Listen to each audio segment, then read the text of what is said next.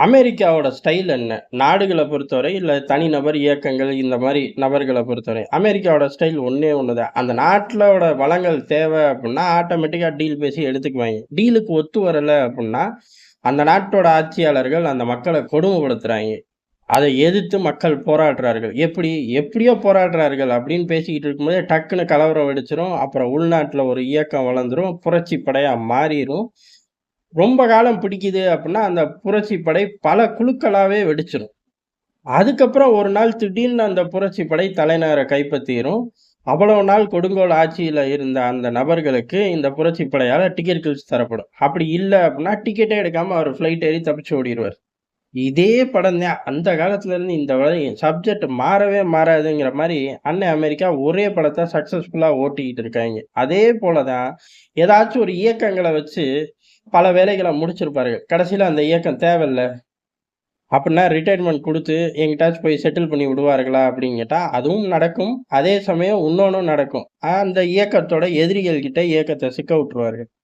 அப்படிதான் இப்ப காலிஸ்தான் தீவிரவாத இயக்கம் அமெரிக்காவுக்கு தேவையில்ல அப்படிங்கிற ஒரு முடிவ 6 மாசத்துக்கு முன்னாடியே அமெரிக்கா எடுத்துருச்சு. ஏறக்குறைய இப்ப அத நோக்கி வேகம் எடுக்கிறார்களோ அப்படிங்கிற ஒரு சூழ்நிலை உருவாயிருக்கு. அமெரிக்காவ பொறுத்தவரை எதுனாலும் சரி, கசக்கி குப்பைக்கே போட்டாலும் சரி, அந்த இறுதி நேரத்திலயும் மைலேஜ் எடுக்கணும்னு ஆசைப்படுவாய்ங்க. உதாரணத்துக்கு அங்க சிக்கன் லெக் பீஸு தேவையில்ல அப்படின்னா, அதையும் ஏற்றுமதி பண்ணி பொழச்சுக்கலாமா அப்படின்னு நாடுகளா தேடிக்கிட்டு இருந்தாய்ங்க. அந்த பட்டியல்ல இந்தியாவும் இருந்துச்சு. இந்தியாவுக்கும் டீல் பேசினார்கள். எந்த அரசாங்கம் இருந்தாலும் சரி, அத்தன அரசாங்கமும் அந்த டீலுக்கு ஒத்து வரல.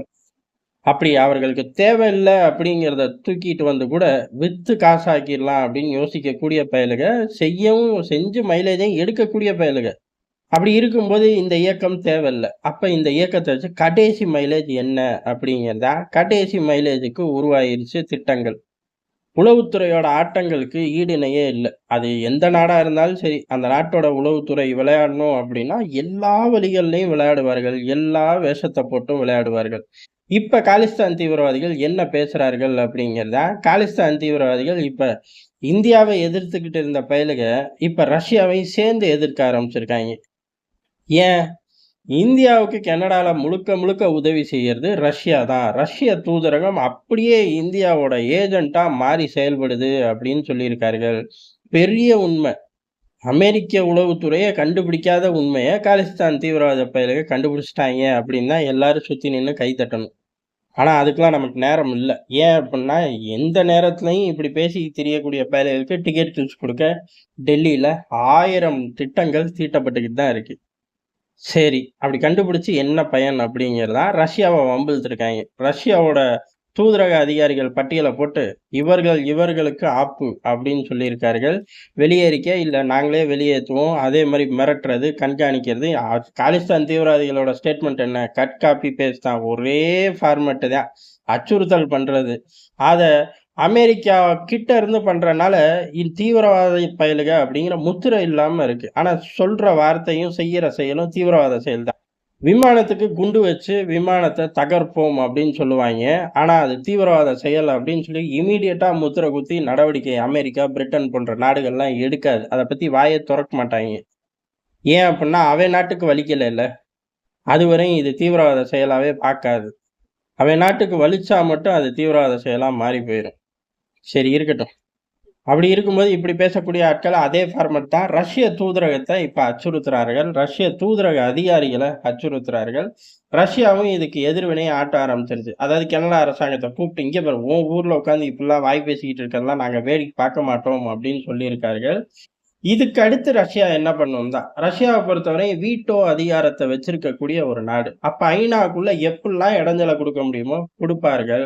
வீட்டோ அதிகாரத்தோட இருந்து குடுக்கும்போது, அதோட மைலேஜ் அப்படிங்கிறது தனி ரகம். இதுக்கு அடுத்து ரஷ்யாவோட உளவுத்துறை அப்படிங்கிறது, மர்ம நபர்கள வச்சு இந்திய உளவுத்துறை அப்படிங்கிறது நெத்தி பொட்டுலே போட்டு தள்ளுது. அது ஒரு ட்ரேட் மார்க்காவே வச்சிருக்கோம். ரஷ்யாவ பொறுத்தவரை எங்கிட்டாச்சும் இருந்து மேல இருந்து கீழ விழுந்துட்டாரு. இல்ல பெட்ரூம்ல மர்மமான முறையில இறந்து கிடந்துட்டாருங்கிறது தான். வேற ஒண்ணும் எவிடன்ஸே இருக்காது. வேணும்னா நம்மளா சொல்லிக்கலாம். அந்தந்த நாடு திடீர்னு எந்திரிச்சு வந்து சொல்லும். என்ன அப்புட்ன்னா, ரஷ்யா விஷம் வச்சு கொன்றுச்சு. 2ஆம் உலகப் போர்ல இருந்து விஷ ஆய்வு கூடங்கள் ரஷ்யால ஜாஸ்தி தெரியுமா? அப்படின்னு. இதத்தான் நீ வாரத்துக்கு ஒரு முறை கவர் ஸ்டோரியா போட்டுக்கிட்டே இருக்கியே, அப்புறம் என்ன திடீர்னு வந்து ஞாபகப்படுத்துற, போ அங்கிட்டு அப்படின்னு சொல்லிட்டு நம்ம வேலைய பார்க்க ஆரம்பிச்சுருவோம். இந்த மாரி சம்பவங்களும் ஜாஸ்தியா நடக்கும். இதுல இன்னொரு ஹைலைட் என்ன அப்படின்னா, இந்த இயக்கத்த கழட்டி விடுறதுக்கு அடிஷனலான ஆட்கள சேர்த்து வைக்குது அமெரிக்கான்னு பார்க்கலாம். உதாரணத்துக்கு இந்திய டார்கெட் லிஸ்ட்ல இருந்த இயக்கம், இப்ப ரஷ்ய டார்கெட் லிஸ்ட்லயும் போயிருச்சு. அமெரிக்காவுக்கு தேவையில்ல. இந்த 2 பயலுக டிக்கெட் கிழிச்சு குடுக்கட்டும். டிக்கெட் கிழிச்சு குடுக்காத வரை இந்த 2 பயலுகள இந்த இயக்கத்த வச்சு உரசிக்கிட்டே இருப்போம். இதுக்காக இப்ப கூடுதலா செலவு பண்ணணும்ல. இப்ப இதுவரை ரஷ்ய அதிகாரிகளோட ஃபோக்கஸ் பெரிய அளவு காலிஸ்தான் தீவிரவாதிகள் பக்கம் இருக்காது. இனிமே கூடுதலா இருக்கும். ஏற்கனவே இருந்திருந்தா கூட அத காட்டிலும் ஒரு படியாச்சும் கூட இருக்கும். 1 மணி நேரமாச்சும் கூட செலவு பண்ண போறார்கள். இதுவே அமெரிக்காவுக்கு போதும். இந்த வேலையத்தானே அன்னை அமெரிக்கா எப்பவும் பண்ணுவான். வீணா போன பையன் இப்பயும் பண்ணிட்டான் அப்படின்னு எடுத்துக்க வேண்டியதுதான். இது அமெரிக்காவுக்கு மறைமுகமா ஆதாயம். இன்னொரு பெரும் பிரச்சனை என்ன அப்படின்னா, இப்ப காலிஸ்தான் தீவிரவாதிகளோட ஒரு ஹிட் லிஸ்ட்ல ரஷ்ய தூதரகம், இந்திய தூதரகம் இருக்கு அப்படின்னு சொல்லிட்டு, அமெரிக்காவோட ஹிட் லிஸ்ட்ல இருக்கிறதே மெயின் டார்கெட் ரஷ்ய தூதரகம், ரஷ்ய தூதரக அதிகாரிகள் தான். ரஷ்யாவோட உளவுத்துறை ஆட்கள் தான். இவர்களே டிக்கெட் கிழிச்சு, அதாவது அமெரிக்காவே ரஷ்ய தூதரக அதிகாரிகளுக்கு டிக்கெட் கிழிச்சு குடுத்துட்டு, காலிஸ்தான் தீவிரவாதிகள் மேல கூட ப்ளே பண்ணலாம். எப்படி பார்த்தாலும் ஒரு மைலேஜ் எடுக்கிறார்கள். காலிஸ்தான் தீவிரவாதிகள கழட்டி விட்டுட்டு, அந்த திசைய நோக்கி அமெரிக்கா போயிருச்சுங்கிறது, இந்த காலிஸ்தான் தீவிரவாதிகள் ஸ்டேட்மெண்ட்ல இருந்து கிளியரா தெரியுது. எது எப்படியோ, இந்த அளவுக்கு கனடால வச்சு செய்யும்போது, எப்பவும் குடுக்குற அந்த படம் கனடாவுக்கு மட்டும் கிடையாது. பக்கத்திலேயே இருக்குல்ல. நெறைய கனிம வளங்கள் சும்மாவே இருக்குல்ல. அதனால அப்படியே அலாக்கா தூக்கி அமெரிக்காவுக்குள்ள அடுத்த ஒரு 51வது மாகாணமா வைக்கப் போறார்கள். அதுக்கு முன்னாடி அங்க உள்ள பழைய நெட்வொர்க்க பெரிய அளவு வெடிச்சு சிதறடிக்க வைக்கப் போறார்கள். அதுலயும் மைலேஜ் எடுக்கிற கெட்ட புத்திய அமெரிக்கா இப்ப பயன்படுத்துது அப்படிங்கிறது தான் இங்க நடக்கக்கூடிய எதார்த்தமான உண்மை. நன்றி, வணக்கம்.